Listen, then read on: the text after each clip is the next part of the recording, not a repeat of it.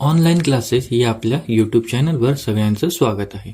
आज आपण इयत्ता 10वी सेतू अभ्यासक्रमाचा दिवस 21वा बघणार आहोत. याचा घटक आहे त्रिकोण आणि उपघटक आहे त्रिकोणाचे काही गुणधर्म. सर्वप्रथम तुम्हाला हा जो व्हिडिओ आहे तो व्हिडिओ लाईक करायचा आहे आणि चॅनलला जर तुम्ही सबस्क्राईब केलं नसेल तर सबस्क्राईब करायचं आहे. तर आता जरा आठवूया. कोणत्याही एका त्रिकोणाची आकृती काढा, त्या त्रिकोणाचे बाह्यकोन काढा. त्रिकोणाला एकूण किती बाह्यकोन काढता येतात. आता समजा हा एक त्रिकोण काढला आहे मी, याला आपल्याला काय करायचं आहे, बाह्यकोन काढायचे. ही जी बाजू आहे ही बाजू मी या ठिकाणी वाढवली, तर हा काय झाला, एक बाह्यकोन. त्याचप्रमाणे ही जी बाजू आहे ती जर मी वाढवली तर हा दुसरा बाह्यकोन झाला, 2 झाले. आता ही जी बाजू आहे ही बाजू वाढवली, मग तिसरा झाला. ही जी बाजू आहे ही बाजू समजा मी वाढवली तर हा झाला चौथा बाह्यकोन. त्यानंतर ही जी बाजू आहे ती या साईडला वाढवली, मग हा झाला 5वा बाह्यकोन. आणि ही बाजू इकडे वाढवली तर हा झाला आपला 6वा बाह्यकोन. म्हणजे एकूण किती बाह्यकोन काढता येतात, तर 6 बाह्यकोन काढता येतात. मग आपण या ठिकाणी उत्तर लिहूया, 6 बाह्यकोन काढता येतात. आता आपण काही जे महत्त्वाचे मुद्दे आहेत ते बघणार आहोत. पहिला आहे त्रिकोणाचा बाह्यकोन. त्रिकोणाची कोणतीही एक बाजू वाढविले असता जो कोन त्रिकोणाच्या लगतच्या आंतरकोनाशी रेषीय जोडीमध्ये असतो त्या कोनाला त्या त्रिकोणाचा बाह्यकोन म्हणतात. म्हणजे हा आपल्याकडे त्रिकोण आहे PQR. आपण काय केलं, ही जी बाजू आहे QR याला वाढवलं, मग हा एक कोन तयार झाला PRS. हा कोणता कोन आहे, तर बाह्यकोन आहे. हा झाला आपला बाह्यकोन. मग कोन PRS हा त्रिकोण PQRचा बाह्यकोन असून कोन P व कोन Q हे त्याचे दूरस्थ आंतरकोन आहेत. हा जो कोन P आहे आणि हा कोन Q आहे हे आहेत दूरस्थ आंतरकोन. आणि हा जो R आहे तो आहे आंतरकोन. आणि हा जो आहे हा आहे आपला बाह्यकोन. त्यानंतर त्रिकोणाच्या दूरस्थ आंतरकोनाची प्रमेय जे आहे ते आपल्याला बघायचं आहे. त्रिकोणाच्या बाह्यकोनाचे माप हे त्याच्या दूरस्थ आंतरकोनाच्या मापांच्या बेरजे इतके असते. आता हा जो त्रिकोण आहे PQR याच्यामध्ये PRS हा काय झाला, तर बाह्यकोन. आता या ज्या बाह्यकोनाचं जे माप आहे ते कसं असतं, तर हे जे दूरस्थ आंतरकोन आहेत P आणि Q यांची बेरीज केली तर तुम्हाला याचं माप भेटणार. म्हणजेच काय, तर कोन PRS हा PRS बरोबर कोन P अधिक कोन Q, म्हणजे या दोघांची झाली बेरीज. त्याच्यानंतर आपल्याला बघायचं आहे ते म्हणजे लंब दुभाजकाचे प्रमेय. तर लंब दुभाजकाचे प्रमेय काय आहे, तर रेषाखंडाच्या लंब दुभाजकावरील प्रत्येक बिंदू हा त्या रेषाखंडाच्या अंत्यबिंदूपासून समदूर असतो. हा आहे आपला एक रेषाखंड, त्याचं नाव आहे AB. तर त्यांनी काय दिलं आहे, तर हा जो रेषाखंड आहे याचा समजा एक लंब दुभाजक आहे. हा जो L आहे हा याचा लंब दुभाजक आहे. म्हणजे या ठिकाणी 90 अंशाचा कोन येणार. आणि AM आणि BM हे काय, तर समान मापाचे. म्हणजेच या ABला हा जो L आहे तो दुभागतो, म्हणून याला बोलतात लंब दुभाजक. आता त्यांनी असं सांगितलं आहे की ह्या लंब दुभाजकावरील प्रत्येक बिंदू, म्हणजे कोणताही बिंदू घ्या तुम्ही या लंब दुभाजका, हा बिंदू घ्या, हा किंवा हा, समजा P आपण बिंदू घेतला तर तो बिंदू कसा असतो, तर या रेषाखंडाचे जे अंत्यबिंदू आहेत म्हणजे A आणि B याच्यापासून समदूर असणार. म्हणजे AP आणि BP हे अंतर कसं असणार, तर सारखं असणार. म्हणून लांबी AP बरोबर लांबी PB. त्याच्यानंतर दिलं आहे की रेषाखंडाच्या टोकांपासून समदूर असणारा कोणताही बिंदू त्या रेषाखंडाच्या लंब दुभाजकावरती असतो. आता हा आपला रेषाखंड आहे ए बी, ह्याची टोकं आहेत ए आणि बी. या दोघांपासून समदूर असलेला एखादा बिंदू घेतला, म्हणजे समजा या ठिकाणी आपण बिंदू घेतला, असा एक बिंदू काढला. हा बिंदू काय तर ए पासून आणि बी पासून समान लांबीचा आहे, म्हणजे दोन्ही अंतर कसे आहेत, समान असणार. तर काय होणार, तर हा जो बिंदू आहे ना, तो बिंदू आपला हा जो लंब दुभाजक आहे, या लंब दुभाजकावरती येणार. म्हणजे हा लंब दुभाजक आपण पुढे वाढवला तर या बिंदूमधून तो जाणार, असा त्याचा अर्थ होतो. आता पुढचा आहे मध्यगा. त्रिकोणाचा शिरोबिंदू व त्याच्या समोरील बाजूचा मध्यबिंदू यांना जोडणारा रेषाखंड म्हणजे त्या त्रिकोणाची मध्यगा होय. म्हणजे हा आपल्याकडे त्रिकोण आहे, त्रिकोण ए बी सी. याचा समजा हा जो शिरोबिंदू आहे ए आणि ही जी बाजू आहे त्याच्या समोरची बी सी, याचा मध्यबिंदू आपण घेतला आणि या दोघांना जोडलं, तर हा जो आहे तयार झालेला ए डी, याला काय म्हणणार, तर या त्रिकोणाची मध्यगा म्हणणार. त्रिकोणाच्या तिन्ही मध्यगा एक संपाती असतात व त्यांचा संपात बिंदू प्रत्येक मध्यगेस 2:1 या गुणोत्तरात विभागतो. आता ही जशी आपण मध्यगा काढली, तसा हा बिंदू शिरोबिंदू घेतला आणि एसीचा मध्यबिंदू घेतला ई, यांना जोडलं तरी मध्यगा तयार होणार. त्याचप्रमाणे सी शिरोबिंदू घेतला, ए बीचा जो मध्यबिंदू आहे त्याला जोडलं तरी सी एफ ही मध्यगा तयार होणार. म्हणजे त्रिकोणाला अशा 3 मध्यगा आपल्याला काढता येतात. आता या ज्या मध्यगा आहेत, या मध्यगा एकमेकांना एकाच बिंदूमध्ये छेदतात. हा काय झाला तर त्याचा संपात बिंदू असतो. याला मी नाव दिलं आहे जी. तर याचं प्रमाण किती असतं, याचं प्रमाण असतं 2:1. म्हणजे ही जी बाजू आहे, ही बाजू समजा 2 असेल तर इथून इथपर्यंत ही जी बाजू किती असणार तर 1 असणार. त्याचप्रमाणे इथे पण ही 2 असणार तर ही 1, ही 2 असेल तर ही 1, म्हणजे 2:1 हे त्याचं प्रमाण असतं. त्रिकोण एबीसी मध्ये एडी ही मध्यगा असून ही जी एडी आहे ती काय तर मध्यगा आहे. बिंदू जी हा मध्यगा संपात बिंदू आहे. म्हणून एजीस जी डी बरोबर 2:1. म्हणजे एजी आणि जी डी, एजी आणि जी डी याचं जे प्रमाण आहे ते प्रमाण किती आहे तर 2:1 असं आहे.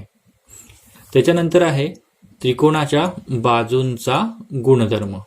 तर हा गुणधर्म काय बघूया. त्रिकोणाच्या कोणत्याही 2 बाजूंची बेरीज ही तिसऱ्या बाजूच्या लांबीपेक्षा जास्त असते. म्हणजे हा जो त्रिकोण आहे, त्रिकोणाच्या कोणत्याही तुम्ही 2 बाजू घेतल्या, समजा ही घेतली ए बी आणि बी सी, यांची बेरीज केली तर ही बेरीज कशी असणार आहे तर तिसऱ्या बाजूच्या लांबीपेक्षा नेहमी जास्त असणार आहे. समजा याची बेरीज केली ए सी आणि सी बी, यांची बेरीज पण ही जी तिसरी बाजू आहे ए बी याच्यापेक्षा नेहमी जास्त असणार आहे. त्याच्यानंतर तसेच त्रिकोणाच्या कोणत्याही 2 बाजूंमधील फरक हा तिसऱ्या बाजूच्या लांबीपेक्षा कमी असतो. समजा तुम्ही ए बी आणि बी सी यांचा फरक काढला, म्हणजे बी सी मधनं ए बीला वजा केली, तर तो नेहमी काय तर तिसरी जी बाजू असणार आहे त्याच्यापेक्षा कमी असणार आहे.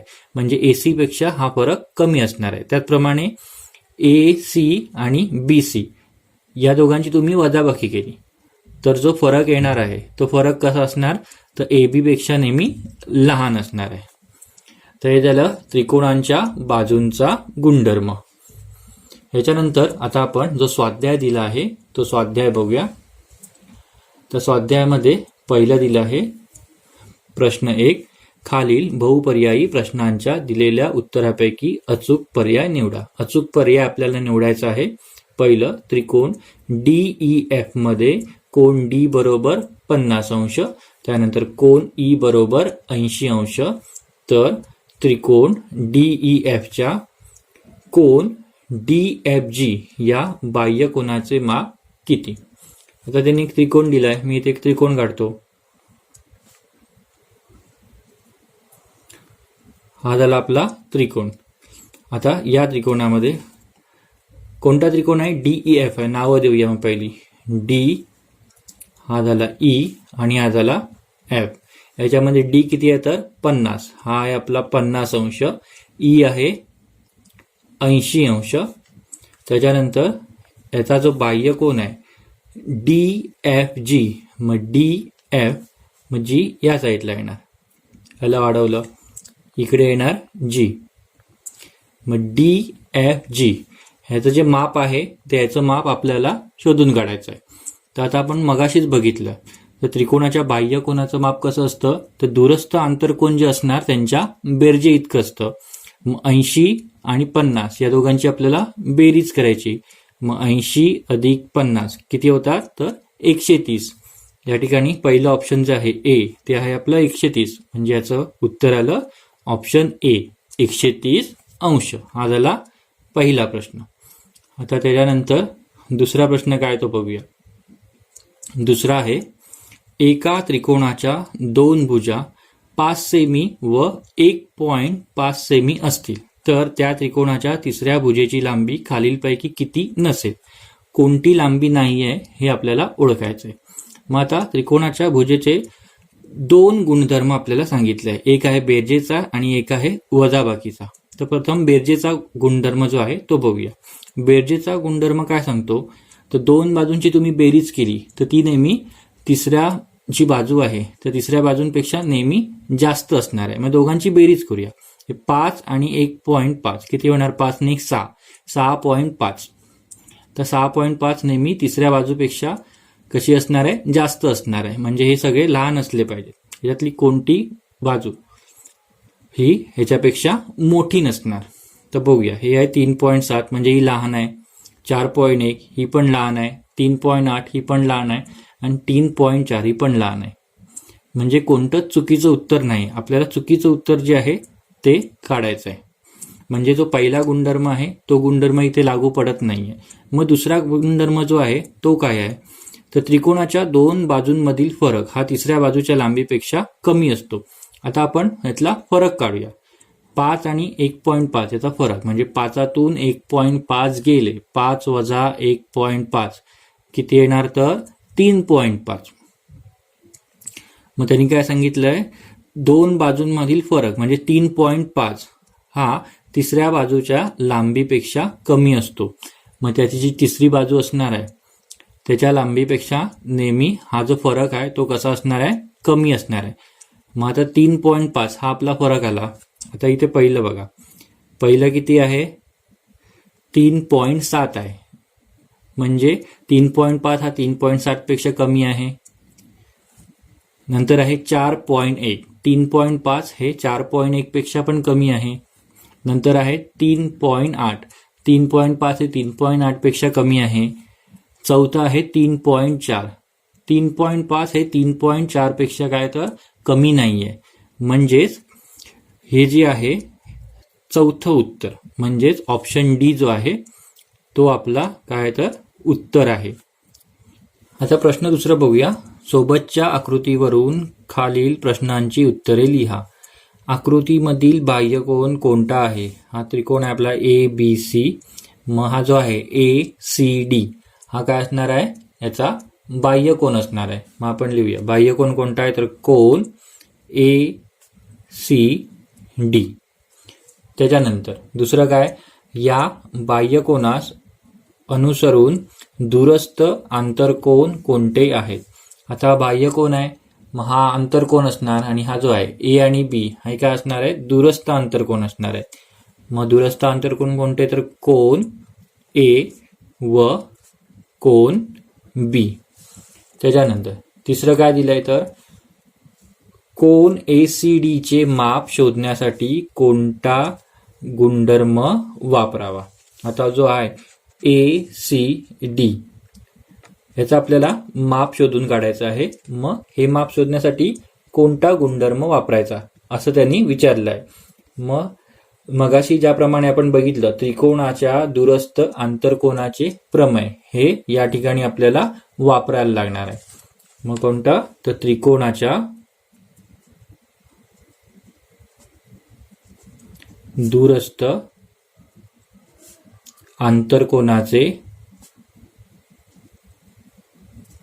प्रमेय हे आपल्याला या ठिकाणी वापरायचं आहे.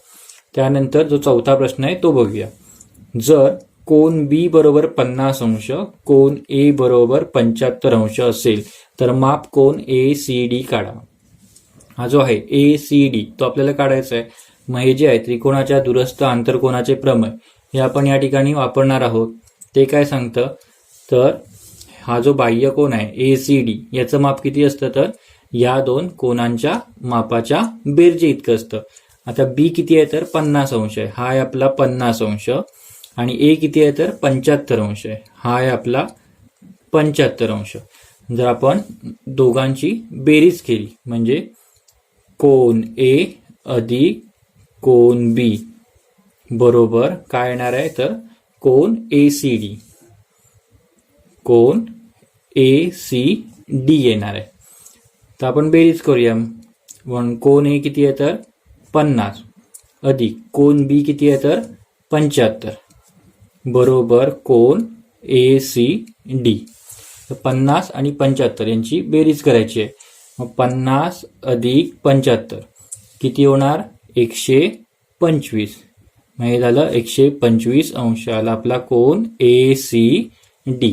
हे झालं आपलं उत्तर.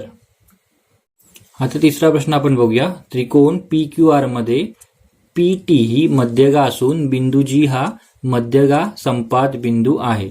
जर GT बरोबर 2.5 सेमी तर PG व PT काढा. आपण या ठिकाणी एक त्रिकोण काढूया. हा झाला आपला त्रिकोण PQR.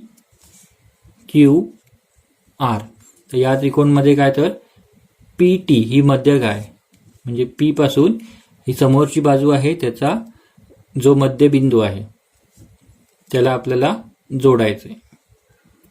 ही झाली मध्यगा. G हा मध्यगा संपात बिंदू आहे. या ठिकाणी एक बिंदू आहे G. तर GT बरोबर किती आहे 2.5. हा GT हे आहे अंतर 2.5. तर आपल्याला PG काढायचं आहे. PG किती आहे ते शोधून काढायचं आहे आणि PT किती आहे ते शोधून काढायचं आहे. आता आपल्याला माहित आहे की हे जे आहे PG आणि GT याचं प्रमाण किती असतं तर मगाशी आपण बघितलंय 2:1 प्रमाण असतं. मगाशी आपण हे अगोदरच बघितलंय की PG आणि GT यांचं प्रमाण असतं 2:1. मग आपण कसं लिहिणार PG भागिले GT बरोबर 2/1. आता या ठिकाणी त्यांनी काय दिलंय तर GT दिलाय बघा 2.5. मग इथे आपण 2.5 लिहूया. मग PG भागिले GT आहे आपला 2.5 बरोबर 2/1. आपल्याला PG शोधून काढायचा आहे. मग PG इकडेच राहणार, 2.5 जाणार उजव्या साईडला, 2/1 तिकडे गेल्यावर होणार गुणिले 2.5. मग PG बरोबर 2 गुणिले 2.5 2×5 10, 10चा 0, हातचाला 1, 2×2 4 आणि 1 5. म्हणजे आपला PG किती येणार तर 5 येणार. हा पॉईंट नाही लिहिला तरी चालेल. म्हणून PG बरोबर 5 सेमी. मग PG शोधून काढला. आता आपल्याला काय करायचं आहे PT शोधून काढायचं आहे. PT. मग PT काय येणार PT बरोबर PG अधिक GT.